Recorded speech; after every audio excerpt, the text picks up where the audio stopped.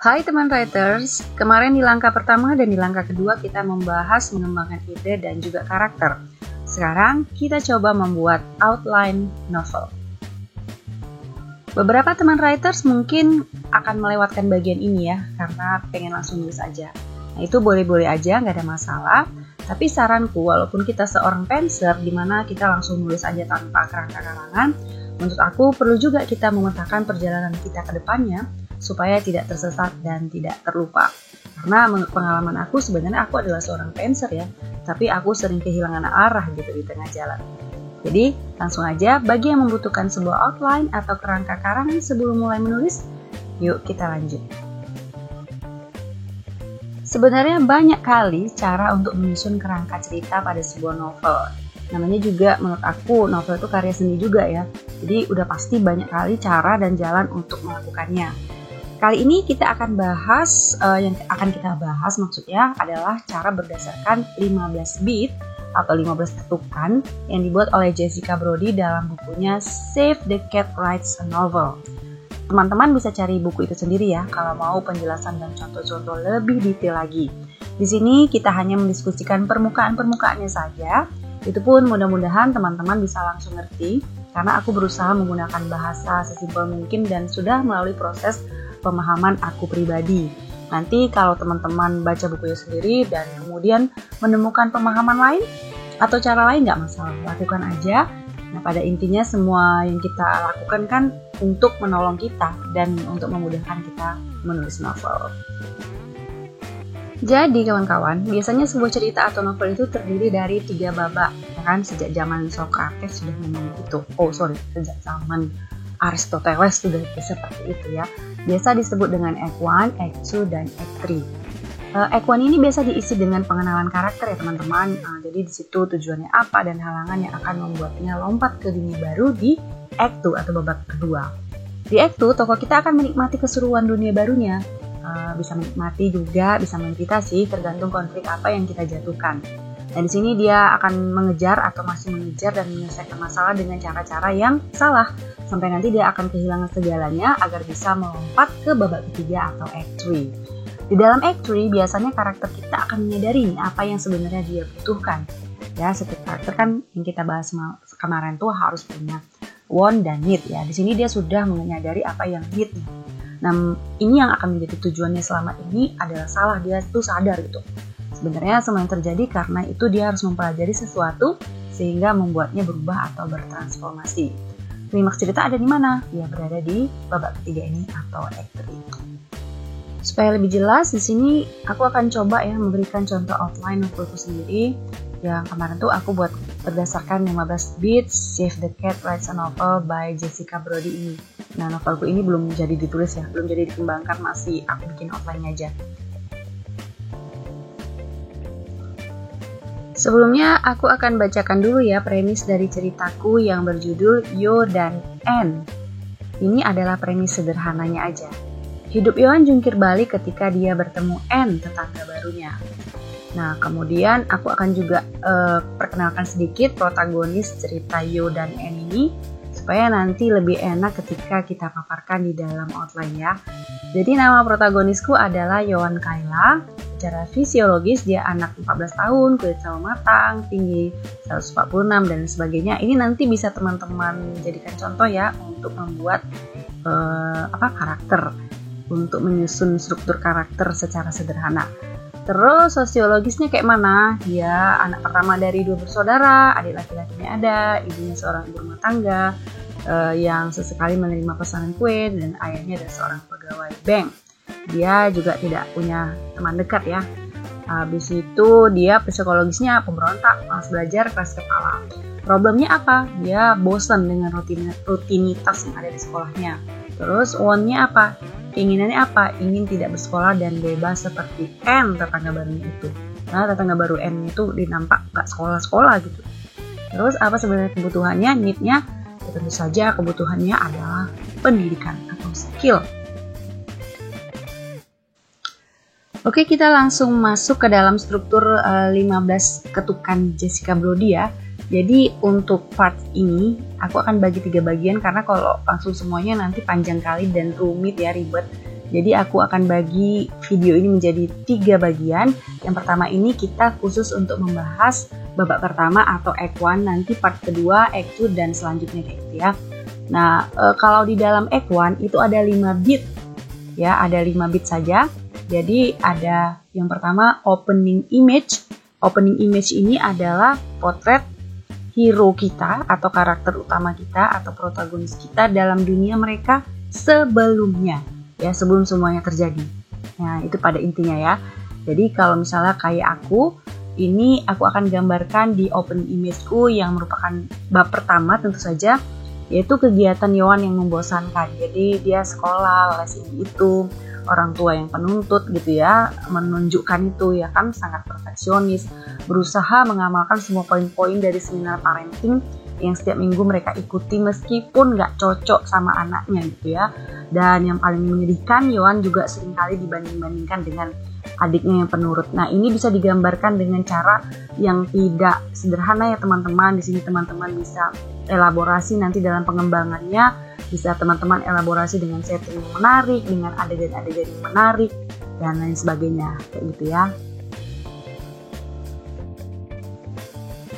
Selanjutnya, bit yang harus wajib ada di dalam act 1 itu namanya theme stated atau pernyataan tema.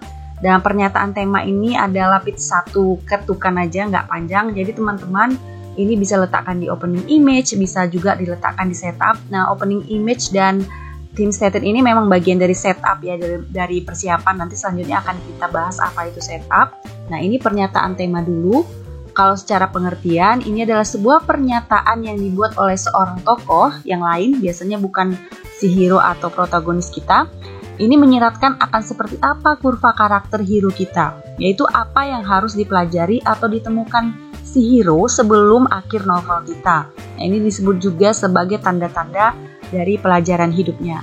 Nah, di dalam cerita Yo dan N ini, need-nya itu Yohan harus mendapatkan pendidikan, ya, harus belajar bertanggung jawab dan tidak boleh malas. Nah, kata-kata ini nanti akan diucapkan oleh ibunya Yohan, dan kemudian tentu saja di babak awal ini Yohan harus menyangkalnya setengah mati. Protagonis kita harus menyangkal pernyataan temanya, harus disangkalnya gitulah pada intinya ya. Oke, di babak pertama selanjutnya ada namanya bit persiapan atau setup. Nah, ini merupakan eksplorasi kehidupan status quo ya, kehidupan sang hero atau protagonis kita sebelum ada masalah apa-apa. Ini di sini juga kita paparkan segala kekurangannya kan. Kalau karakter semalam kita sudah bahas harus ada kekurangannya ya kan.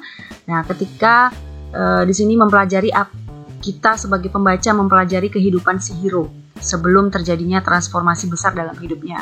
Di sini juga kita akan memperkenalkan karakter-karakter pendukung lainnya, tujuan utama sang hero, dan yang terpenting adalah menunjukkan keengganan sang hero untuk berubah, alias untuk mempelajari temanya, dia nggak mau. Sembari juga kita akan memberikan petunjuk bagaimana risiko yang dipertaruhkannya seandainya si hero kita ini nggak berubah gitu ya. Nah, di dalam cerita Yo dan N, ini kalau kita setup ya, kita harus membaginya menjadi 3 lah paling tidak, bagaimana gambaran kehidupannya di dalam ketika dia bermain atau dia melakukan hal-hal yang menjadi hobinya, menjadi kesenangannya. Juga kita harus paparkan bagaimana dia di sekolah, atau kalau karakter kita bekerja, dia bagaimana di pekerjaannya, atau apalah kegiatannya sehari-hari untuk menghidupi dirinya gitu ya. Terus di rumah bagaimana dia berhubungan dengan keluarga, dengan sosial di sekitar keluarganya gitu.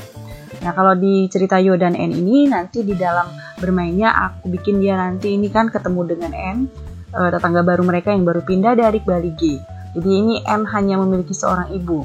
Terus ketika ibunya kerja pagi-pagi dan Yohan pergi berangkat sekolah sibuk, dia habis dimarahi mamanya, si N itu masih pakai baju tidur dia dan main-main sendirian di depan halaman rumahnya. Jadi Yohan kayaknya iri kali lah dengan kehidupan anak itu, anak yang sebaya dengan dia gitu. Nah, itu setupnya. Kemudian di dalam sekolahnya nanti akan digambarkan bagaimana sangat membosankan, banyak juga teman-teman yang suka bully dia gitu, kawan-kawan yang manja yang suka cari perhatian, dan banyak kali guru memberikan tugas yang bikin dia pusing ya. Nah, sementara kalau di rumah Sementara di rumahnya hubungan antara ibu dan ayahnya itu sering terjadi perdebatan lah untuk membahas si Yowan ini ya, perilaku si Yowan, dan gitu juga dia sering kena marah mamanya gitu kan, sering dibanding-bandingkan juga dengan adiknya. Jadi itu adalah gambaran kayak mana si Yowan, apa kekurangannya, dan tadi risiko kalau dia tetap seperti itu aja ya, tidak berubah. Nah itu di dalam setup semua kita paparkan. Nah, terus di babak pertama ini juga ada namanya katalis. Bit katalis ini adalah sebuah insiden untuk pemicu ya, atau peristiwa yang mengubah hidup, atau ada kata-kata lainnya adalah inciting incident yang terjadi pada hero atau protagonis kita. Ini akan melontarkan dia atau melemparkan protagonis kita, kalau lebih dari satu, ke sebuah dunia baru atau cara berpikir yang baru. Nggak mesti dunia yang baru, tapi cara berpikir aja juga boleh. Nah, jadi ini adalah beat aksi yang harus cukup besar dan untuk mencegah sang hero bisa kembali lagi ke dunia mereka yang di status quo. Jadi di dalam beat persiapan kan kita udah gambarkan status quo mereka. Jadi ini adalah sebuah peristiwa yang nggak mungkin lagi mereka akan menjalani kehidupan mereka di status quo. Itu. Nah, kalau di dalam cerita Yo dan En ini aku bikin katalisnya karena saking geramnya orang tuanya itu melihat perilaku si Yowan ini nggak mau sekolah lagi gara-gara melihat si En, dia langsung dikirim ke boarding school. Selanjutnya beat terakhir yang ada di Act 1 atau babak pertama itu namanya debate. Ini adalah sebuah rangkaian reaksi ketika hero kita atau protagonis kita memperdebatkan tindakan mereka berikutnya ya. Ini biasanya akan ditampilkan dalam bentuk pertanyaan-pertanyaan di dalam hatinya, di dalam pikirannya gitu ya, atau juga bisa dilontarkan secara langsung sih. Pokoknya ini pertanyaan untuk dia mempertanyakan kira-kira apa sih yang akan dilakukan setelah mendapatkan sesuatu yang besar di dalam katalis ini tadi ya. Jadi tujuan dari beat ini adalah untuk menunjukkan keengganan hero kita untuk berubah. Nah, di dalam cerita Yo dan En, aku membuat debate juga sama seperti setup ya teman-teman. Ini disarankan oleh Jessica Brody sama seperti setup dalam playnya atau dalam tempat dia bersenang-senang, bagaimana jadinya setelah ditimpakan katalis, di sekolahnya bagaimana jadinya, atau di pekerjaannya bagaimana, dan di rumahnya bagaimana. Gitu. Nah, di sini dalam kesenangannya dia akan bersembunyi di rumah En karena tahu mau dikirim ke boarding school. Terus dia nggak mau sekolah, ya tentu saja dia nggak mau sekolah lagi. Dia meninggalkan rumah bersama En untuk berangkat gitu ya. Dia punya teman untuk berdiskusi lah gitu apa yang akan dilakukan selanjutnya. Itu tadi semua 5 beat yang ada di dalam babak pertama atau Act 1. Mudah-mudahan bisa dipahami dan langsung dipraktikkan ya teman-teman. Untuk babak kedua atau Act 2 kita akan lanjut di part berikutnya. Oke, sampai jumpa.